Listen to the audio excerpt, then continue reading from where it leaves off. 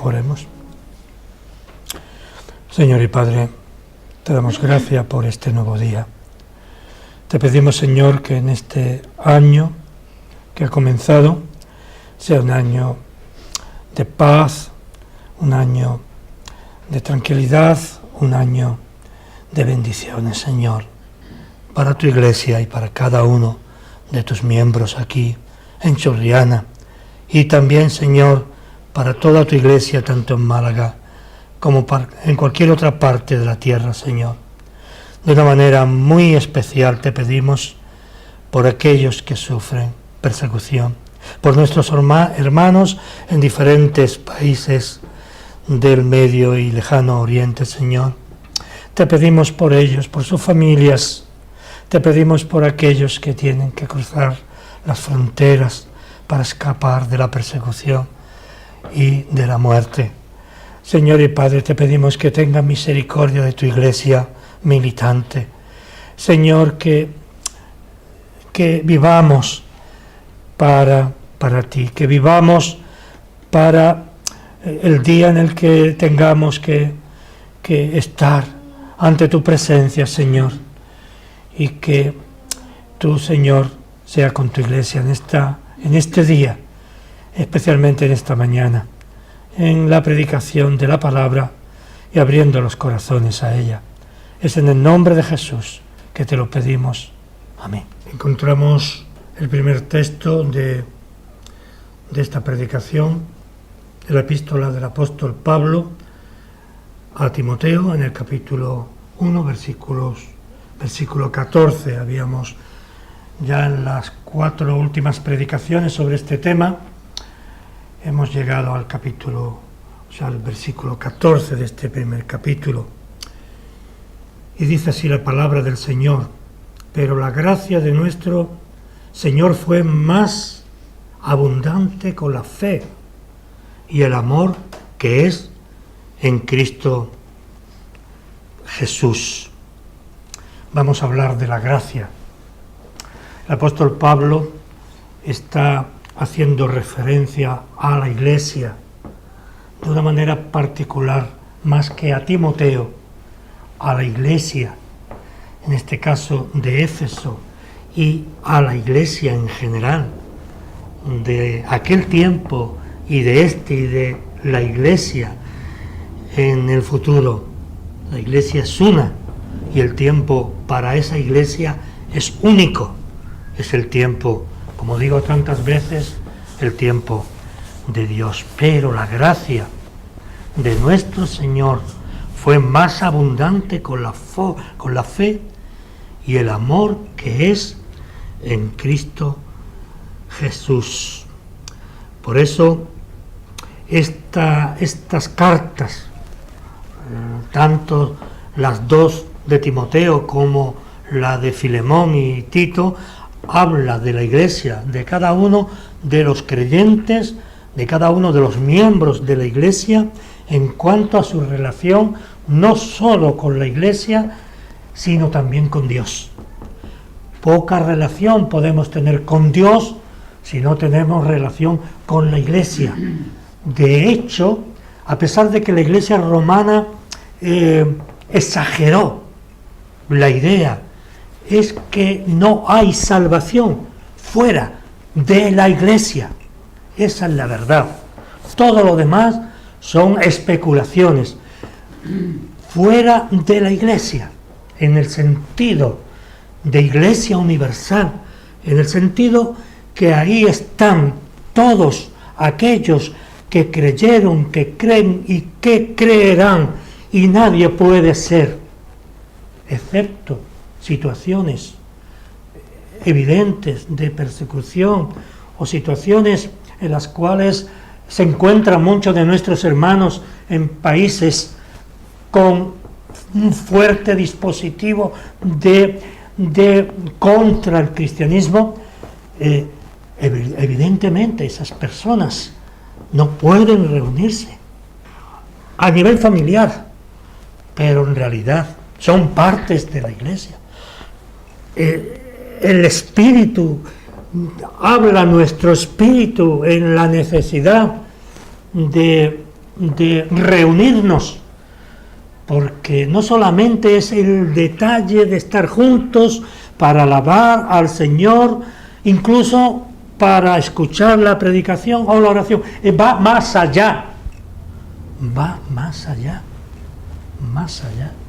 Sin la iglesia local no podría continuar la iglesia universal. ¿Por qué? Porque el Señor da al creyente la iglesia como algo, como una gracia más. Es algo importante para nuestras vidas. Por eso cuando vemos a tantos que dejan la iglesia, tienen un problema. No tienen un problema con la iglesia, sino que tienen un problema con ellos mismos y de una manera muy particular con su propia fe, con su propia creencia en cuanto a lo que es la verdadera conversión. Cuando el hombre es convertido, necesita no solamente explicarlo a los demás, que sí, necesita compartir esa nueva situación que ha cambiado todos sus parámetros. Y si no ha cambiado todos sus parámetros, no todos en un sentido total del término, pero si no ha cambiado su visión de la religión y de la vida, evidentemente tienen muchos problemas, tienen un problema difícil de solucionar, que solo la gracia de Dios puede cambiar. Si nosotros creemos en la gracia de Dios, nosotros decimos que todo cuanto somos, todo cuanto creemos, todo cuanto pensamos, tiene un componente muy grande de gracia de Dios. Si no, seríamos peor que animales, incluyendo también al mundo. Pero en nosotros, en la iglesia, en el creyente convertido, es algo diferente, es algo único, es una necesidad. Más que necesidad, es algo como, para explicarlo físicamente, como el que está en el desierto, es necesario beber.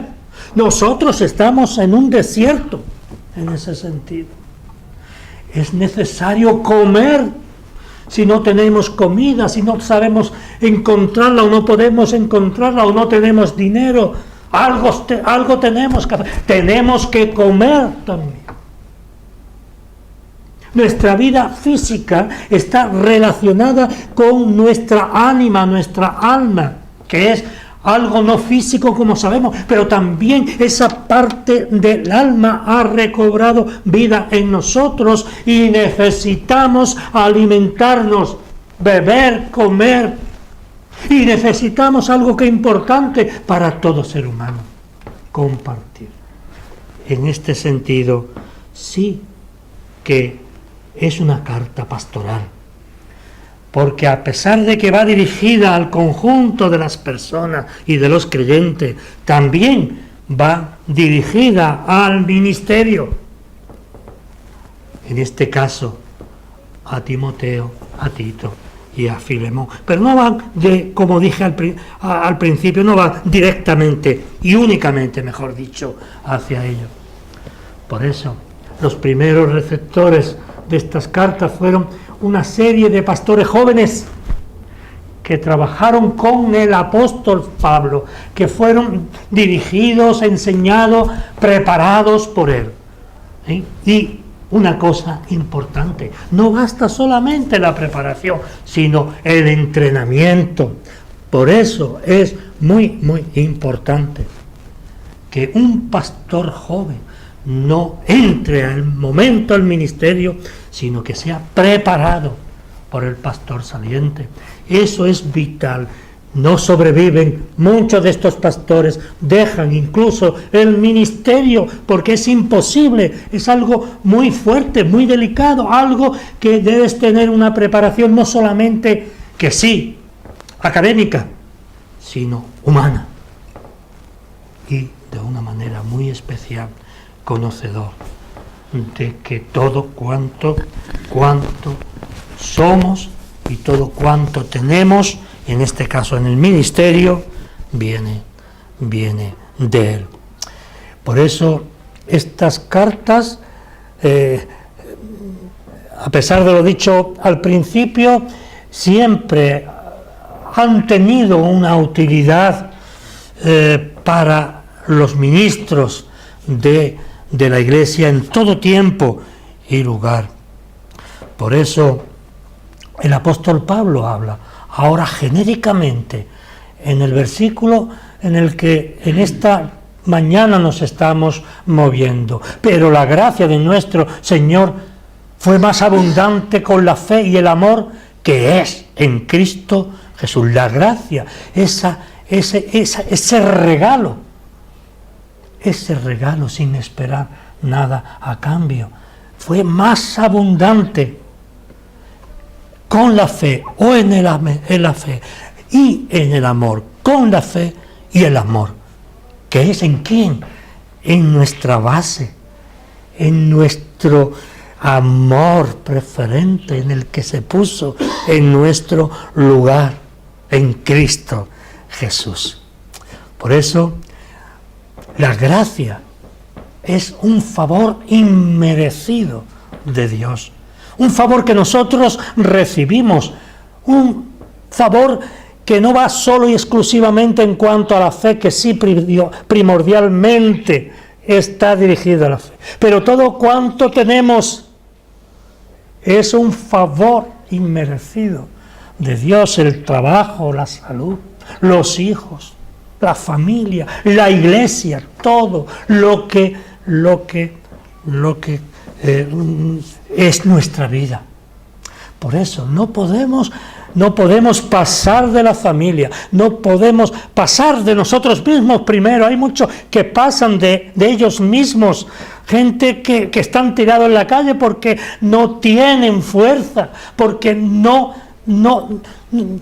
se han descubierto a sí mismos y viven como animales, son personas, y de ahí ocurre igual en el aspecto espiritual.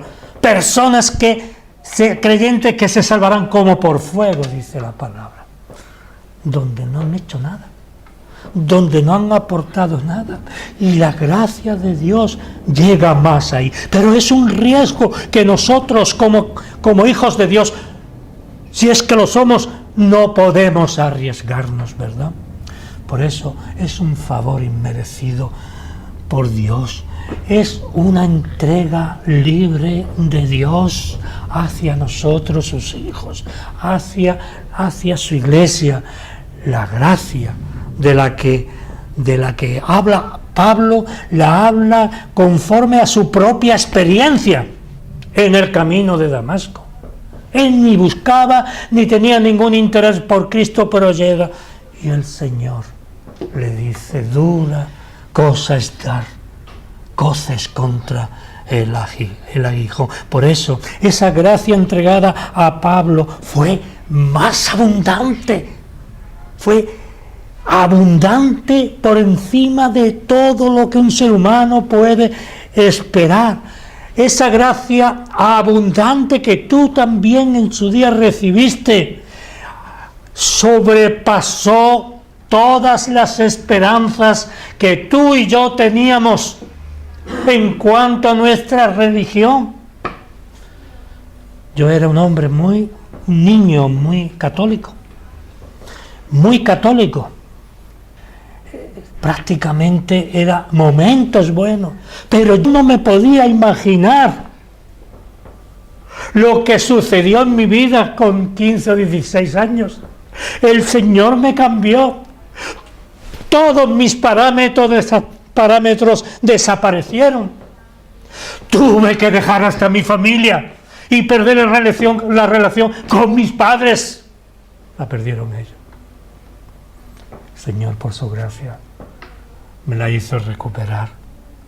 Por eso, si miramos atrás, ha sobrepasado lo que el Señor ha hecho en nuestras vidas y en nuestras familias, en toda la esperanza que teníamos nosotros, en todas las ilusiones que teníamos nosotros.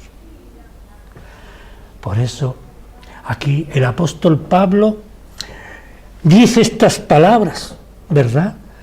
De nuestro texto, lo dice con sentido, porque lo ha vivido en sí mismo. Y él sabía que aquella gracia que recibió del Señor fue más abundante, mucho más abundante que todas sus blasfemias, que todos sus crímenes, que todas sus injurias, que todas las persecuciones que él protagonizó contra aquellos que ahora eran sus hermanos. Él puede saber, él puede conocer lo que sucedió en su vida y en la vida de sus hermanos. Por eso, cuando escribe a la iglesia de Roma, habla sobre una cosa que ha sido muy trastocada, ¿verdad? Y que a veces nosotros no hemos entendido. Cuando dice, cuando el pecado abundó, sobreabundó la gracia. No sobreabundó para que nosotros siguiéramos pecando, no, en absoluto. Es que en Pablo, es que en ti y es que en mí esa gracia tuvo que ser sobreabundante porque éramos personas totalmente alejadas de Dios. Por muy grande que fueran nuestros pecados, por muy grande que fueran los pecados de Pablo, que lo fueron, y por muy grande que hubieran sido los nuestros, sobreabundó esa gracia, fue más poderosa, fue mucho más fuerte que el propio mal y el propio pecado que anidaba en nuestras vidas. La ley, pues, dice en otro lugar, se introdujo para que el pecado abundara. Pero cuando el pecado abundó, esta es la respuesta al versículo anterior. Cuando el pecado abundó, sobreabundó la gracia, porque sin esto nadie hubiera sido salvo. Nadie sería salvo. La gracia, pues, de nuestro Señor fue sobreabundante. Fue más abundante que todo cuanto nosotros pudiéramos haber hecho en la vida. Incluso es abundante en estos momentos que vivimos como creyentes, en nuestros pecados continuos, en nuestra rebelión continua, personalizada en cosas aparentemente nimias y sin importancia. Por eso, en Pablo, la misericordia de Dios se convirtió en gracia, en él y para él. Nunca como antes, repito el concepto porque es importante, nunca como antes había habido un cambio tan radical. Nunca se había operado en ningún hombre de la forma tan radical como se efectuó en Pablo. Tan radical, tirándolo del caballo. ¿Qué haces dando coces contra la hijo? Levántate. Viene a decirle, ¿no? Y él no solamente cambia su vida, que lo entrega todo para Cristo. Un hombre con el equivalente a 8 carreras, con conocimientos amplísimos, un fariseo importante, en un minuto cambió. En ese encuentro con Jesús. Es importante un encuentro con Jesús. ¿Lo tuviste? ¿Lo tuve? Eso es importante responder. ¿Y qué ocurrió? Que su pasado quedó totalmente sepultado. Al igual que nuestro pasado en el día de nuestra conversión. Quizá a nosotros nos falta, al contrario de Pablo, de San Pablo, nos falta decir lo que él dijo. Quizá necesitamos otra experiencia, o necesitamos ser disciplinado. ¡Ay, aquel que cae en manos del Dios vivo! ¿Hemos entendido todo esto? Hemos entendido que todo lo que nos pasa en la vida negativo es a veces, no siempre, pero a veces o siempre, según las circunstancias, son pruebas que nos manda el Señor para que salgamos fortalecidos. Por eso el apóstol Pablo dice: ya no vivo yo, mas vive Cristo en mí, en todo cuanto hizo en su vida, enseñando a aquellos jóvenes pastores, predicando la palabra, trabajando para el Señor, en condiciones precarias, muy precarias. Un hombre que nunca había trabajado con sus manos, un hombre que tejía las tiendas sin ver, porque no veía bien cómo tenía que tejerla. Es que lo pensamos, yo me quito las gafas, no veo bien y me pongo enfermo. Ya no hay desazón en pequeñas cosas como esta, y en otras ya no vivo yo, vive Cristo en mí. Todas estas cartas se las escribieron él solamente en una ocasión. Os escribo con letras muy grandes, ¿verdad? Para que él pudiera verla de su propio puño. Este gran hombre de Dios. Por eso, cuando dices estas palabras del verso que hemos citado, nos viene a decir: todo lo que soy, todo lo que tengo, todo lo que conozco, lo he puesto por la gracia de Dios a los pies de la cruz. Esa es la verdadera conversión. Lo he puesto a los pies de la cruz. Y ya no vivo yo, sino vive Cristo en mí. Y le escribe también a los corintios y le dice: pero por la gracia de Dios soy lo que soy. Y su gracia no ha sido vano para conmigo. Antes he trabajado más que todos ellos, pero no yo, sino la gracia de Dios conmigo. Primera de Corintios 15:11. Qué hermosas palabras.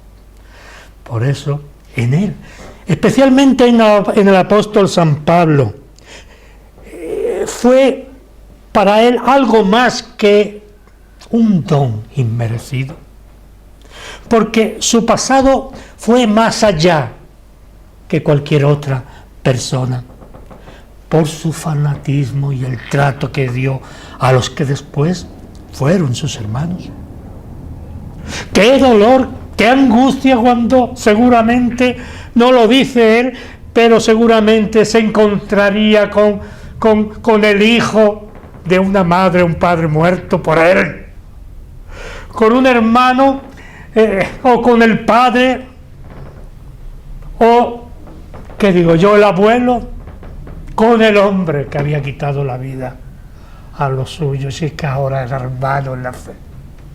Por eso dice que es más que gracia lo que ha hecho el Señor en mi vida, viene a decir en el contexto en el que leemos todo esto. Y por eso podemos entender lo que la Escritura también nos dice: a lo más despreciable de este mundo escogió Dios para que su gloria fuera manifestada. Para que su gloria fuera manifestada en ellos. De ahí que la gracia en él, en Pablo y en muchos de nosotros sobreabundara. Por eso dice que donde abunda el pecado, abunda la gracia. No se está refiriendo al mundo, se está refiriendo a sus hijos, a aquellos que han llegado al conocimiento de la verdad a través de esa gracia. Esa gracia es algo más de lo que nosotros nos imaginamos. Esa gracia sobreabundará a fin, en Pablo, a fin para que fuese de manifiesto que él Dios el Señor era el dador, no por méritos, no, sino porque sí, porque así le plugó, como decían los antiguos, así lo quiso, para que fuera manifiesto que Él era el dador de la gracia y para hacer añicos el pecado, para destrozar, para romper el poder de Satanás sobre nosotros. Así que la gracia de nuestro Señor fue más abundante que sus blasfemias, sus injurias, sus persecuciones y sus pecados, como así también ocurre con nosotros. Aquí el original griego es enfático cuando habla de la gracia que Dios sobreabundó sobre Pablo. La gracia es un favor, como decimos, inmerecido. Esta gracia en el texto original utiliza una palabra griega que es uperepleonasen, algo parecido, que es un valor superlativo en el prefijo que aquí, uper, que aquí es utilizado. Cuanto más había abundado, por eso el pecado en Pablo, más abundó, y lo estoy repitiendo con ciencia mucho, la gracia en la fe y en el amor que es en Cristo Jesús. Comparemos la vida espiritual con el árbol sano que crece y da buen fruto. Comparemos nuestra vida con eso. Si en realidad estamos nosotros dando buen fruto, comparemos la gracia como la buena savia de que nutre al árbol. Comparemos con el árbol que reúne las condiciones al hallarse en el lugar adecuado, plantado debidamente, con nuestra fe, con nuestras esperanzas y con nuestra seguridad que viene de Dios. En resumen, hermano, hermana, la vida espiritual del creyente es como el árbol sano que crece y da buen fruto. No lo digo yo, lo dice el mismo Señor Jesús. La gracia es esa fe sobreabundante que Dios ha puesto en nuestra vida. Por eso todo este simbolismo del que hemos hablado significa de una manera real la unión íntima con Cristo. ¿Qué tipo de unión tenemos nosotros con Cristo? Muy buena, pero si no tenemos su parte humana, es decir, si no tenemos esa unión con los demás y con la Iglesia, no tenemos nada de intimidad con Él. Donde la fe sería la raíz que nos nutrimos de savia salvífica y el amor sería la energía necesaria. Mediante se producen los frutos. Vana, repito, para acabar es nuestra fe. Falsa es nuestra seguridad. Si no andamos conforme a su palabra, en esto y en todo lo demás. Y acabo con este texto, porque en Cristo Jesús ni la circuncisión vale algo, ni la incircuncisión, sino la fe que obra por el amor. Sino la fe que obra por el amor. Al contrario, seríamos como los fariseos. Hablaban de verdad, pero vivían el amor. Mentira. Hablaban cosas hermosas. Eran sepulcros blanqueados por dentro. Solo había podredumbre. Quiera el Señor ayudarnos a ir avanzando en nuestra santificación, en nuestro peregrinaje por esta vida, y que sintamos en nuestras vidas y también en nuestras familias, sintamos que su amor está muy presente en nosotros y en todo nuestro ámbito de vida. Que el Señor nos ayude y nos proteja. Amén.